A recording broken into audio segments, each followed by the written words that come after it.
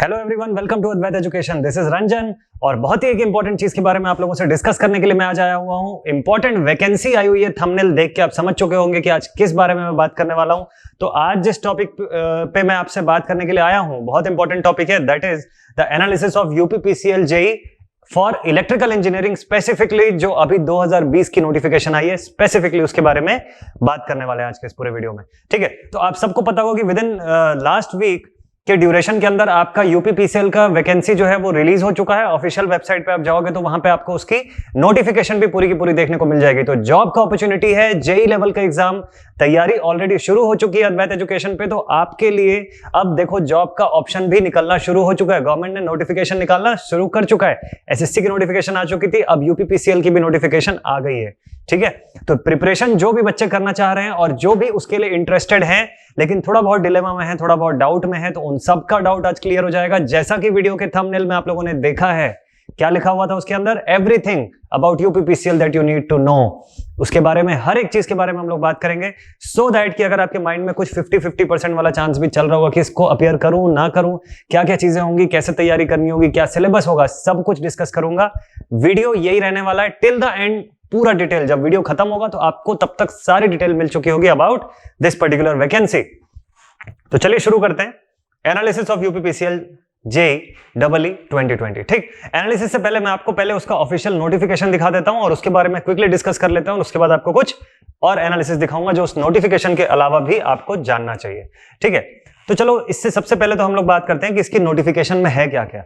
ठीक, तो यूपीपीसीएल जो है हमारी, दैट इज जो हमारा जो उत्तर प्रदेश पावर कॉर्पोरेशन लिमिटेड है, उसने क्या हुआ है, जेईई के लिए वैकेंसी इस बार जो रिलीज किया है, मोस्ट इंपॉर्टेंटली आप अगर उसमें नोटिस करो तो इस बार जो है वो 2 कैडर के लिए वैकेंसी रिलीज्ड है। 2 कैडर के लिए, कौन कौन से, for electrical engineering cadre, for electrical cadre.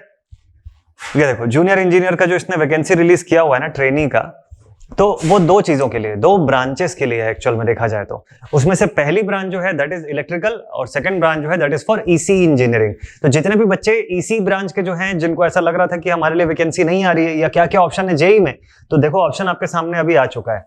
Quickly read कर देता हूं आपके लिए और देखते हैं कि इसके अंदर वैकेंसी में क्या क्या चीजें आई हुई है। तो देखो ये ऑनलाइन एप्लीकेशन इन्वाइट कर रहा है फ्रॉम इंडियन नेशनल, ऐसा लिखा हुआ है, junior engineer trainee under ENM cadre.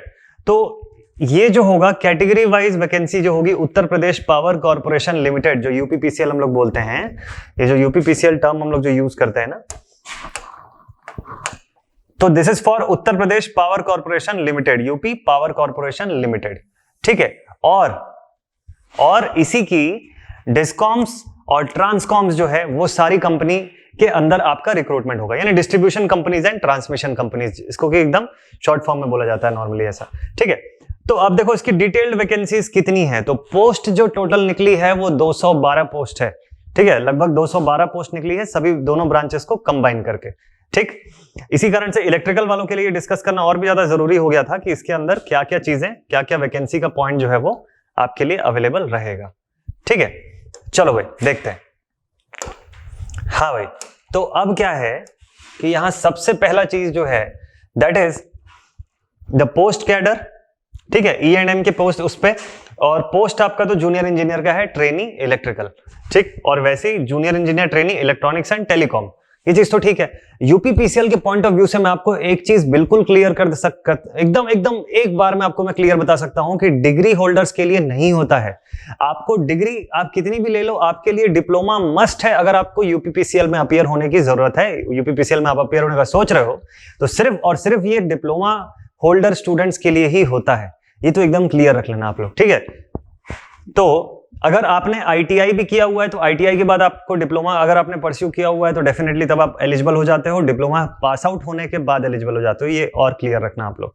ठीक, और दूसरा, अगर आपने इंजीनियरिंग भी करके रखा है, बीई करके रखा हुआ है, डिग्री लेके रखा है, तो उस केस में भी आप सिर्फ और सिर्फ तभी एलिजिबल होते हो जब आपने इंजीनियरिंग से पहले डिप्लोमा करके रखा होगा उस पर्टिकुलर फील्ड में।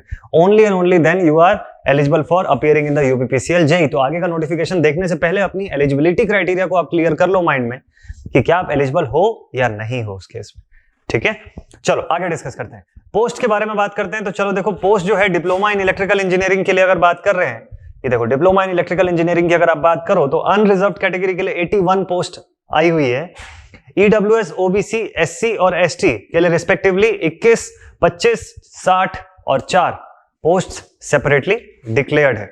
ठीक, बात कर रहे हैं कि अगर आप यूपी के डोमिसाइल हो, उत्तर प्रदेश के अगर आप डोमिसाइल हो, वहां के रहवासी हो, तो उस केस में आप इस अलग अलग कैटेगरी का फायदा ले सकते हो। ठीक है, आप ओबीसी में आते हो, आप एससी में आते हो, आप एसटी में आते हो, तो you can appear as per your particular category. लेकिन अगर आप अदर स्टेट के एस्पिरेंट्स हो, आप दूसरे स्टेट से अप्लाई कर रहे हो यूपीपीसीएल में, तो आपके लिए फिर एक ही कैटेगरी बचती है, दैट इज फॉर अनरिजर्व्ड। आप फिर किसी भी कैटेगरी के हो, आप ओबीसी से हो या एससी से हो या एसटी से हो, वो यूपीपीसीएल में कंसिडर्ड नहीं होता है। इसको आगे मैं आपको दिखाऊंगा, इसी नोटिफिकेशन के अंदर मिल जाएगा आपको। ठीक है, तो इंपॉर्टेंट पॉइंट है, ये ध्यान रखना। आप अदर स्टेट के स्टूडेंट हो तो ये 81 ही है जिसके अंदर आपको फाइट करना है, और अगर आप यूपी एरिया से ही बिलोंग करते हो, यूपी के स्टेट के अंदर के स्टूडेंट हो, तो फिर ये अलग अलग कैटेगरी का फायदा आप उठा सकते हो। आप जिस कैटेगरी के अंदर आते हो, आप उस पर्टिकुलर कैटेगरी के रेस्पेक्टिव हिसाब से अपीयर कर सकते हो। ठीक, वैसे ही बताऊं तो डिप्लोमा इन इलेक्ट्रॉनिक्स इंजीनियरिंग के जो स्टूडेंट्स हैं, जो diploma in electronics and telecom engineering के स्टूडेंट्स हैं,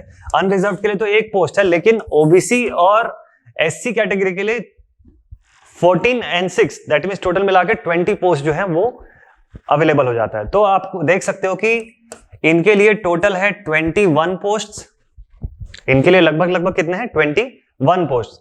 और ऊपर इस कैटेगरी के लिए आप देखो कि डिप्लोमा इन इलेक्ट्रिकल इंजीनियरिंग यानी डबल ई वाले जो स्टूडेंट्स हैं, उनके लिए कितनी वैकेंसी निकली हुई है, तो इट इज 191।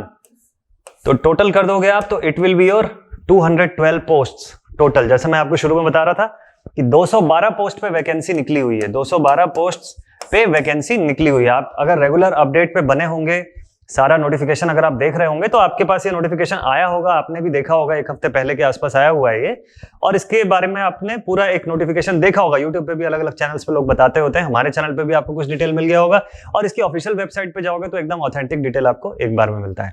लेकिन ये जो पर्टिकुलर वीडियो है ना, ये सिर्फ आपको नोटिफिकेशन बताने का वीडियो नहीं है, इसको एकदम क्लियर रखना। मेरे हिसाब से आपके माइंड में क्लियर होना चाहिए कि मैं सिर्फ नोटिफिकेशन बताने नहीं आया हूं आपको, कुछ एनालिसिस बताने भी आया हूं आपको, कुछ बहुत इंपॉर्टेंट फैक्टर जो नोटिफिकेशन के अलावा भी आपको जानने की जरूरत है। ठीक है, चलो पहले नोटिफिकेशन के बारे में बात कर लेता हूं मैं आपसे। ठीक है, चलो अब इसमें देखो आगे और क्या क्या चीजें हैं। बहुत इंपॉर्टेंट क्या है, पे स्केल। पे स्केल की अगर आप बात करो तो देखो 7 सेंट्रल पे कमीशन के अकॉर्डिंग जो आपका जो लेवल 7 का जो पे बैंड जो लग जाता है, उसके अकॉर्डिंग इसका जो पे है दैट इज 44,900 का। ये आपका मिनिमम लेवल जो है इस रिवाइज्ड पे की कैटेगरी के अंदर आता है। ठीक है, मिनिमम पे जो है आपका दैट इज ऑफ 44,900 रुपीज। ठीक, तो ये तो बहुत ही एक अच्छा लेवल का पे है for a JE level post. ठीक है, आप अगर जेई लेवल पोस्ट के लिए अपियर हो रहे हो, since it is a group B non gazetted level post, non gazetted category का आता है, लेकिन फिर भी उसके हिसाब से सैलरी लेवल इज कंपैरेटिवली बहुत अच्छा है, गुड है। तो एसेंशियल एलिजिबिलिटी क्वालिफिकेशन। ठीक, चलो पे तो बाद में पहुंचेंगे, पहले तो क्वालिफाई कर लें, एग्जाम क्लियर करें और फिर पे तो आपका ही है। ठीक, चलो देखते हैं एसेंशियल एलिजिबिलिटी क्वालिफिकेशन आपका क्या क्या होना चाहिए। क्वालिफिकेशन, ठीक, तो देखो सबसे पहला, candidate must produce a certificate from the head of the institution from which he passed out और from a gazetted officer in Uttar Pradesh that he can read and write in Hindi the Devanagari script. देखो हिंदी का बहुत बड़ा सिग्निफिकेंस है। आगे चल के जब मैं आपको इसके एग्जाम पैटर्न के बारे में बताऊंगा तो आप हैरान हो जाओगे कि इसके एग्जाम में इसका जो रिटन पेपर आप दिलाओगे उसके अंदर एक पेपर हिंदी का भी रहता है। ठीक है, डिस्कस करेंगे आगे चल के इसको। ठीक, चलो ये सब डिटेल तो बेसिक्स है, कुछ खास डिटेल के बारे में बताऊं सो दैट कि आपका टाइम जो है वो प्रॉपर यूटिलाइज होना जरूरी है। सही डिटेल आपको एकदम जल्दी से बता देता हूं मैं। देखो कैंडिडेट के लिए ना इसमें 3 कैटेगरी में अपीयर कर सकता है एजुकेशनल क्वालिफिकेशन वाइज। ठीक है, 3 ऑप्शन है। पहला तो ये है कि उसका या तो 3 ईयर जो डिप्लोमा है वो प्राविधिक शिक्षा परिषद उत्तर प्रदेश की गवर्नमेंट के द्वारा जो ऑर्गेनाइज होता है, जो रिकॉग्नाइज होता है वहां के स्टेट गवर्नमेंट से, अगर आपने उसके थ्रू आपने 3 ईयर डिप्लोमा किया है इन इलेक्ट्रिकल इंजीनियरिंग, ठीक है, तो इलेक्ट्रिकल का है या अपना इलेक्ट्रॉनिक्स का जिसका भी है, तो अगर आपने उसके थ्रू किया हुआ है then also you are eligible. अगर आपने 3 ईयर का diploma all India diploma examination in electrical engineering जो कंडक्ट होता है पूरे ऑल ओवर इंडिया लेवल पे, ठीक है, वो AICT कंडक्ट करवाती है, AICT कंडक्ट करवाती है। अगर इसमें आपने अपीयर किया है, इसको आपने क्वालिफाई किया हुआ है, then also you are eligible. Third thing कि नॉर्मली जैसे हम लोग जो बेसिक जो रेगुलर अपने स्टेट गवर्नमेंट की जो स्टेट या सेंट्रल गवर्नमेंट की जो यूनिवर्सिटीज होती हैं उनके साथ जो हम एसोसिएट होकर जो डिप्लोमा करते हैं, अगर वो भी किया हुआ है still you are eligible for that. तो ये 3 कंडीशन में आप एलिजिबल हो। लेकिन अगर आपने डिस्टेंस लर्निंग से अगर आपने डिप्लोमा किया हुआ है then in that case you are not eligible for appearing in this post. ठीक है, तो कैटेगरी आपको बिल्कुल क्लियर हो गई। इंपॉर्टेंट क्या है, सिर्फ और सिर्फ डिप्लोमा के ही कैंडिडेट्स इसके अंदर एलिजिबल हैं।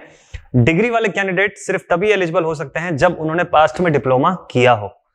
क्लियर रखना इस बात को, ठीक है। तो अलग अलग एग्जाम्स में अलग अलग उसके क्राइटेरियाज होते हैं। एसएससी में आप बीटेक वाले बच्चे भी अपीयर कर सकते हैं without any diploma background, but UPPCL ने रिस्ट्रिक्ट किया हुआ है इस चीज को, तो आपको इसका ध्यान रखना होता है। ठीक, चलो। और वैसे इलेक्ट्रॉनिक्स के केस में भी देखो ये तीनों कंडीशंस आपको गिवन है। ठीक है, कि इलेक्ट्रॉनिक्स में भी आपने या तो आप प्राविधिक शिक्षा परिषद से आप अगर क्वालिफाई किए हो तो in that case you are eligible. अगर आपने एआईसीटी के थ्रू आपने क्वालिफाई किया है तो आप एलिजिबल हो, और या तो फिर आप जो अंडर कंसिडरेशन जो स्टेट या सेंट्रल गवर्नमेंट के उसमें जो यूनिवर्सिटीज आती है आपने उसमें से किसी से अगर डिप्लोमा कोर्स परस्यू किया है then also you are eligible. ठीक, चलो। एज लिमिट की मैं बात करूं तो आपने देखा होगा कि एसएससी जेई में 32 was the maximum year for unreserved category as if we are talking about the age limit।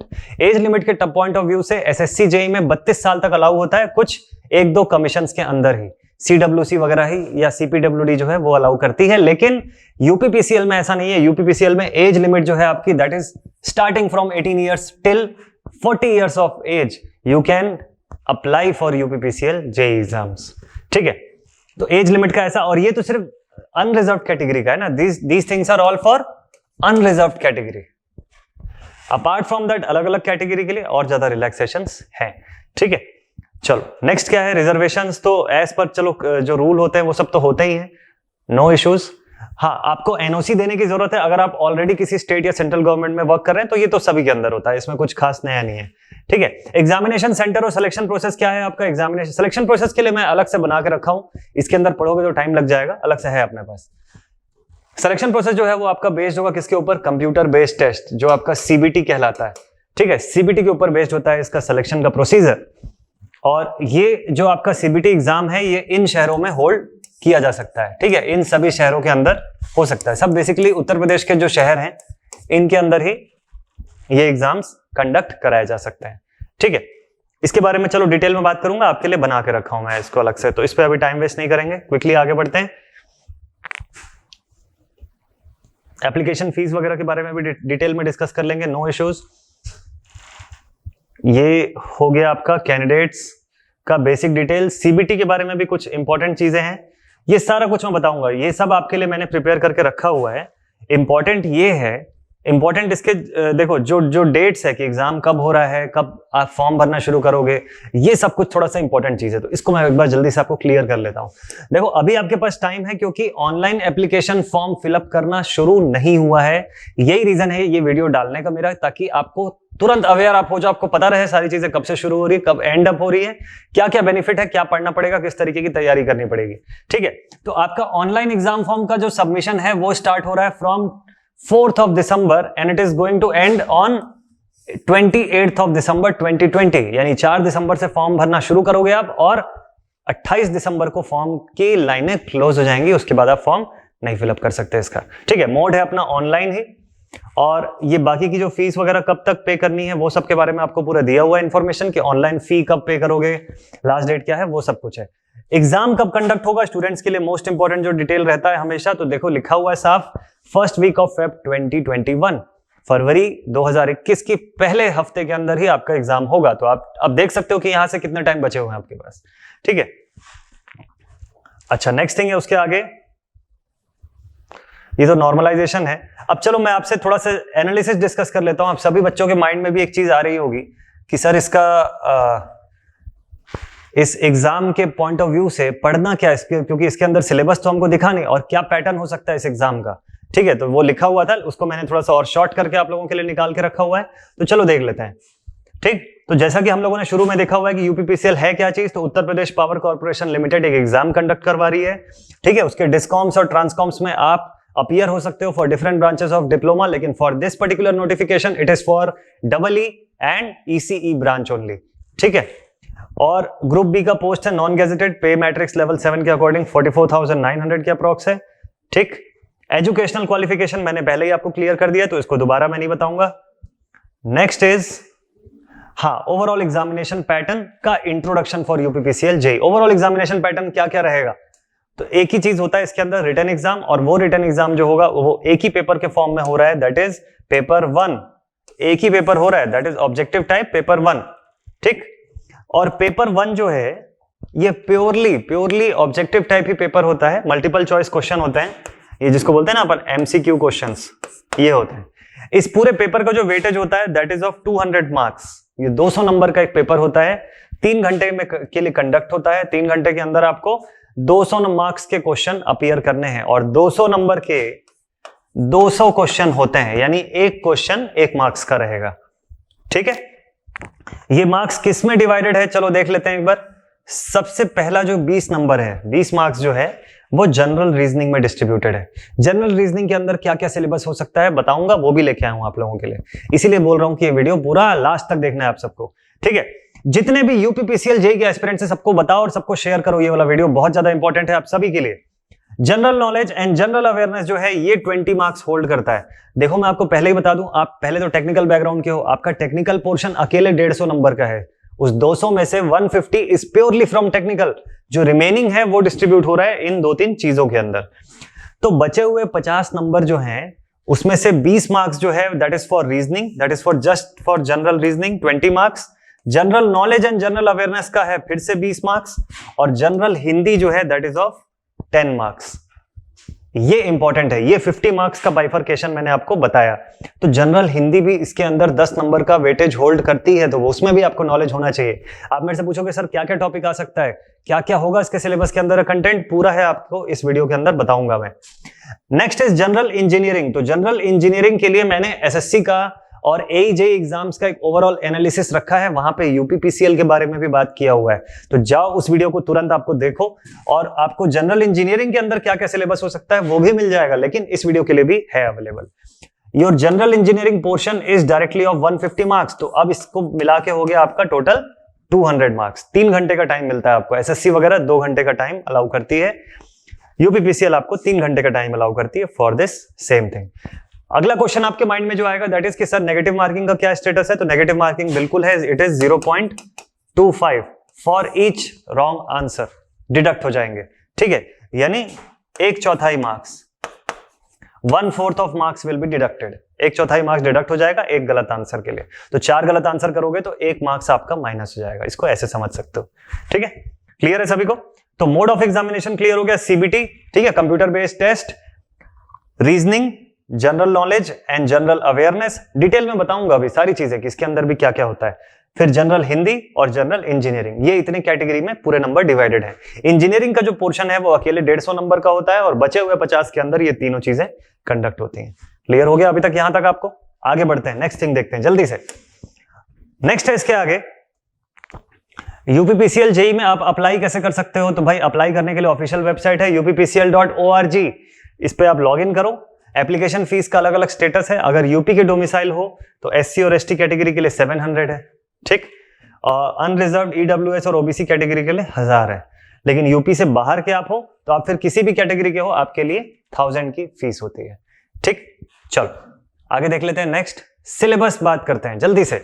जो मैंने आपको बताया कि अब टेक्निकल में सिलेबस भी डिस्कस करना हमारे लिए उतना ही जरूरी है, और नॉन टेक के लिए भी सिलेबस डिस्कस करना उतना ही ज्यादा जरूरी है, ठीक। तो नोटिफिकेशन तो अपनी जगह था, सिलेबस प्लान करना भी बहुत इंपॉर्टेंट है। तो देखो टेक्निकल के सिलेबस में क्या क्या चीजें हैं। सबसे first basic electricity, next measurement and instrumentation, electrical machine, transformers, motors, ठीक है, material and components, semiconductor physics, analog electronics, physical electronics, power system, ये इसका टोटल टेक्निकल का पोर्शन है। अब मेरे को आप ये बताओ कि अगर आप किसी भी एक जेईई लेवल के एग्जाम की तैयारी करते हो, अगर सपोज एसएससी के सिलेबस से मैं इसको कंपेयर करूं, तो मुझे मेजर पोर्शन तो यही कहीं मिल जाएगा। देखो बेसिक इलेक्ट्रिसिटी, ये जो आप बीईई सब्जेक्ट जो है, जो हम लोगों की डेली लाइव क्लास हो रही है 3:30 बजे की, उसमें तो आपको बीईई का बेसिक पढ़ ही रहे हैं हम लोग। बीईई का क्रैश कोर्स ऑलरेडी शुरू हो चुका है फॉर दीज टेक्निकल एग्जाम्स, तो वो तो आपको देखना ही है, सारा डिटेल आपको वहीं से मिल जाएगा। Basic electrical major portion hold करता है लगभग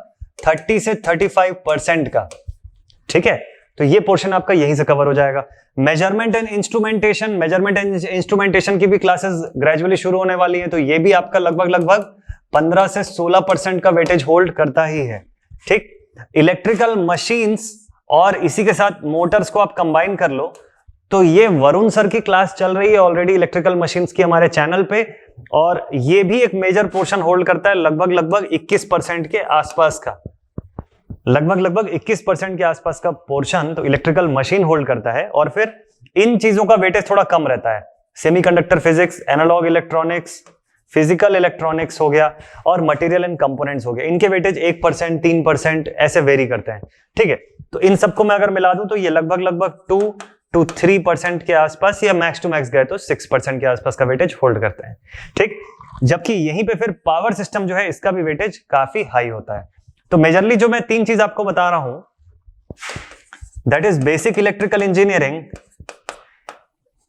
इलेक्ट्रिकल मशीन्स और पावर सिस्टम, ये 3 सब्जेक्ट सबसे ज्यादा वेटेज होल्ड करते हैं। ये बात अभी समझ लो, उतना अच्छा है, क्योंकि प्रिपरेशन के लिए ज्यादा टाइम नहीं बचा है। फेब फर्स्ट वीक के अंदर आपका एग्जाम हो जाएगा, तो अगर तैयारी करनी है तो आपको कैसे स्ट्रेटेजी बनानी है और कैसे शुरू करनी है ये जानना जरूरी है। और सबसे इंपॉर्टेंट ये है कि कौन से सब्जेक्ट सबसे ज्यादा वेटेज होल्ड करते हैं, क्योंकि 150 नंबर आएगा पूरा का पूरा टेक्निकल से। ठीक है, तो मोस्ट इंपॉर्टेंट है ये चीज। तो आपको किस पे फोकस करना है, अब आप सब्जेक्ट देख चुके हो, उसका वेटेज देख चुके हो, किसका कितना ज्यादा वेटेज है यहाँ पे। ठीक, जिनको लग रहा है सर नॉन टेक्निकल के बारे में नहीं बात करेंगे क्या, तो डेफिनेटली आज नॉन टेक के बारे में भी मैं बात करूंगा आपसे, उसको भी डिस्कस करेंगे। क्योंकि जब मैं एक पैकेज दे रहा हूं आपको कि यूपीपीसीएल का पूरा इंफॉर्मेशन, तो पूरे में सब कुछ आता है। ठीक, ये इस बार की नोटिफिकेशन का पूरा इंफॉर्मेशन आपको मिलेगा। तो जनरल अवेयरनेस, जनरल नॉलेज का पोर्शन है, उसके अंदर क्या क्या एक्सपेक्ट कर सकते हो आप, geography of India, history of India, Indian polity, Indian economy, science, ये सारा कुछ पोर्शन। यानी देखो कुछ पोर्शन जो है, कुछ जो पार्ट है ना दैट इज फ्रॉम हिस्ट्री, कुछ जो पोर्शन है, जैसे देखो ये पार्ट जो है दिस इज फ्रॉम हिस्ट्री, ये वाला इंडियन पॉलिटी में प्रेजेंट प्लस पास्ट दोनों ही पूछा जाएगा। ठीक है, और इंडियन इकोनॉमी का हो गया, ये भी हिस्ट्री प्लस प्रेजेंट दोनों ही पूछा जा सकता है। तो ये सब पोर्शन जो है, ये देखो हिस्ट्री का एक खासियत ये होता है कि वो कभी नहीं चेंज होती है। क्लियर है ना, वो हिस्ट्री में हिस्टोरिक, अगर कोई एक ईयर की आप बात करो, अगर 1947 में कोई चीज हुई थी तो वो 1947 ही रहेगी ना, चाहे आप किसी भी साल में रहो। तो हिस्ट्री चेंज नहीं होती है। तो एक बार आपने पढ़ लिया और आप उसको समझ लिए, तो फिर वो कभी चेंज नहीं होगा ना, ऐसा नहीं होगा कि वो चेंज होगा। करंट अफेयर बदलता रहेगा, करंट में चीजें बदलती रहेंगी। ठीक है, इनिशियली अगर आपने पहले ये कहीं पढ़ा था कि छत्तीसगढ़ मतलब इंडिया का सेंट्रल रीजन मध्य प्रदेश है, तो दैट वाज इट। लेकिन अब वो डिस्ट्रीब्यूट हो गया, वो एमपी और सीजी दो अलग अलग और स्टेट बन चुके हैं, तो इट हैज चेंज्ड। ठीक है, तो करंट चीजें बदलती रहती हैं, हिस्ट्री सेम रहती है, वो चेंज नहीं होती। Geography of India important point है। एवरीडे साइंस, तो यहां से यहां तक पूरा साइंस का पोर्शन है, इतना पूरा का पूरा जो है that is from science portion. और ये साइंस कौन से लेवल का रहेगा आपका 10th बोलना चाहिए, एनसीईआरटी की बुक से अगर आप पढ़ते हो तो मेजर डेटा तो आपको यही मिल जाएगा। ठीक है, बिल्कुल 10th 11th तक के आसपास के लेवल का ही आपको साइंस मिलता है, उससे ज्यादा भी कोई साइंस नहीं रहता इसके अंदर। ठीक है, एकदम एलिमेंट्री लेवल का साइंस रहेगा, एकदम एलिमेंट्री लेवल का साइंस रहेगा 10th से 12th लेवल। और आपको पढ़ना है ये एनसीईआरटी की किताब से। ठीक है, सीबीएसई बोर्ड वाले बच्चे भी जानते होंगे, एनसीईआरटी की बुक से अगर पढ़ लिया आपने प्रॉपर, तो सारा ही कुछ पोर्शन इसका कवर हो जाएगा, सब कुछ इसके अंदर आपको मिल जाएगा। ठीक, और अपार्ट फ्रॉम दैट हमारे अद्वैत एजुकेशन एसएससी के चैनल पे तो इसकी क्लासेस शुरू भी हो चुकी हैं ऑलरेडी। ये साइंस वाले पोर्शन की क्लासेस जो है ना, वो दीपाली मैडम ने शुरू भी कर दिया है, आप जाके तुरंत के तुरंत उसके अंदर पढ़ सकते हो। ठीक, आगे बात करता हूं नेक्स्ट पोर्शन के बारे में। तो next is in your non-technical section, the other one is our general reasoning section. 20 marks का वेटेज होल्ड करता है ये, और 20 मार्क्स का जो वेटेज है that is from general knowledge and current affairs. ठीक है, जनरल अवेयरनेस। अब रीजनिंग में क्या एक्सपेक्ट करोगे आप, सीरीज कंप्लीशन हो गया, ब्लड रिलेशन हो गया। ठीक है, जो अपन ब्लड रिलेशन के क्वेश्चंस भी पढ़ते हैं ना, वो सारा कुछ, क्लासिफिकेशन हो गया, पजल टेस्ट हो गया, एनालॉजी हो गया, जो डायस वाइस के भी सब क्वेश्चंस होते हैं, डायरेक्शन का सेंस टेस्ट हो गया कि अगर कोई पर्सन जा रहा है इतने डिग्री नॉर्थ में पहले घूमा, फिर 180 डिग्री साउथ की तरफ घूम गया, फिर 180 डिग्री ईस्ट की तरफ घूमा, तो आप बताओ वो किस डिग्री की तरफ फेसिंग है। तो ऐसे सब जो बेसिक क्वेश्चंस होते हैं वो आप इसके अंदर एक्सपेक्ट करते हो। तो रीजनिंग के 20 नंबर के क्वेश्चन यानी 20 सवाल होंगे फ्रॉम रीजनिंग, और वो 20 क्वेश्चन इन टॉपिक्स के अंदर से बनते हैं। ठीक है, तो देखो मैं आपको इसी कारण से ये वीडियो इंपॉर्टेंट है, क्योंकि ये सिर्फ नोटिफिकेशन नहीं है, जैसा मैंने आपको बताया, इसमें सब कुछ डिस्कस कर रहे हैं हम लोग, सिलेबस से लेकर सारा कुछ डिटेल बताऊंगा। ठीक है, नेक्स्ट इज हिंदी। हिंदी में भी क्या पढ़ना है वो सारा कुछ लिखा हुआ है आप लोगों के लिए। तो देखो पूरा का पूरा पैकेज है, मैंने जैसे बताया आपको, संधि, संधि विच्छेद हो गया, समास, उपसर्ग, ये सब कुछ। अब फिर से मैं बता दूं आपको कि ये सारी चीजें स्कूल के लेवल पे से पढ़ना है आपको। स्कूल के लेवल में हिंदी की ग्रामर की एक अच्छी किताब अगर आपने रखा हुआ है ना, हिंदी व्याकरण की एक अच्छी किताब अगर आपके पास है तो आप उससे पढ़ सकते हो। ये सब कुछ दिया रहता है, इसमें कुछ भी नया नहीं है। ठीक है, ये सब कुछ पढ़ सकते हो आप। 10 नंबर का सवाल है और बहुत आसान होता है। तो अगर आपने स्कूल टाइम में अच्छे से पढ़ा हुआ है तो, और भाई हिंदी तो हमारी वैसे भी नेशनल लैंग्वेज है, तो इसमें तो सब चीज आपको आना ही चाहिए। ठीक, तो ये आपके 50 मार्क्स का पूरा वेटेज था। ये आपके 50 मार्क्स का ओवरऑल वेटेज है। तो यही था पूरा का पूरा यूपीपीसीएल के बारे में। इंपॉर्टेंट थिंग था कि सिलेबस मुझे आप लोगों के साथ डिस्कस करना था, मुझे ये शेयर करना था कि सिलेबस के बारे में आप कितने अवेयर हो। ये चीज बहुत इंपॉर्टेंट है, क्योंकि बिना उसके आप तैयारी का सोच भी नहीं सकते हो। ठीक है, so this was all about the notification of UPPCL JEE 2020। तैयार हो जाओ, गियर अप कर लो। अद्वैत एजुकेशन AEJEE चैनल पे आपको सारा डिटेल मिलेगा, सारा कोर्स मिलने वाला है, सब कुछ कवर कर रहे हैं। लाइव सेशंस ऑलरेडी शुरू हो चुके हैं, लाइव सेशन जो है वो हमारे ऑलरेडी चालू हो चुके हैं। तो जल्दी से देखना शुरू करो और पढ़ाई एकदम जोरदार शुरू कर दो। यूपीपीसीएल जेईई आपका होने वाला है इस बार। चलिए वीडियो को यहीं पर रेस्ट अप करता हूं, जल्दी मिलते हैं किसी और एक सेशन में। नेक्स्ट नोटिफिकेशन पे फिर आपसे और बात करूंगा। Thank you students.